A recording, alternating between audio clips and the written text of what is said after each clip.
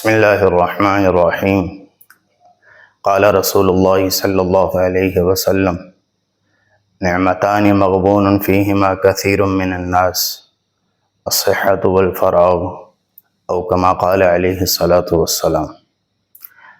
محترم سامعین ناظرین، حضور اقدس صلی اللہ علیہ وسلم کا پاک ارشاد ہے، دو نعمتیں ایسی ہیں کہ اکثر لوگ دھوکے میں پڑے ہیں، اس کو نعمت نہیں سمجھتے۔ ایک صحت کی نعمت اور ایک فراغت کی نعمت۔ صحت بہت بڑی نعمت ہے، عام مشہور بات ہے کہ تندرستی ہزار نعمت ہے۔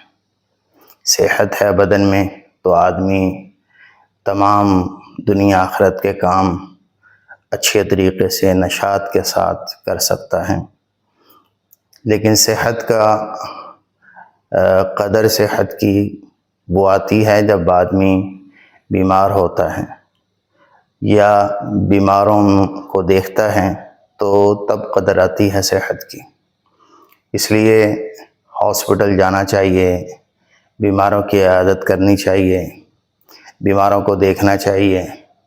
صحت کے اعتبار سے جو لوگ کمزور ہیں اپنے سے، ان کو دیکھنا چاہیے تاکہ اپنی صحت والی نعمت کی قدر پیدا ہو۔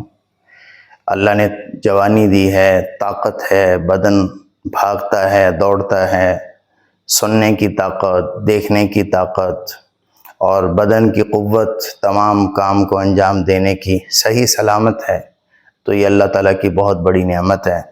اس نعمت کو صحیح کاموں میں لگایا جائے، دنیا کے جو کام ہیں جائز ان میں استعمال کیا جائے، اور آخرت کے کام ان کے لیے کوشش کی جائے۔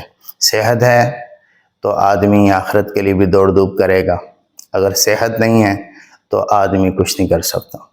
دوسری جو نعمت جس کی طرف دھیان اور توجہ دلوائی آپ صلی اللہ علیہ وسلم نے، وہ فراغت کی نعمت ہے۔ بہت سارے لوگ اس کو نعمت نہیں سمجھتے، مشغولی کو نعمت سمجھتے ہیں، حالانکہ فراغت بہت بڑی نعمت ہے کہ اگر اللہ تعالیٰ نے آپ کو فراغت دی ہوئی ہے، آپ کے تمام دنیاوی معاملات، معاشی معاملات، گھریلو معاملات عافیت کے ساتھ حل ہو گئے ہیں، اور اس کے بعد آپ کے پاس ٹائم بچتا ہے، تو یہ بہت بڑی غنیمت ہے۔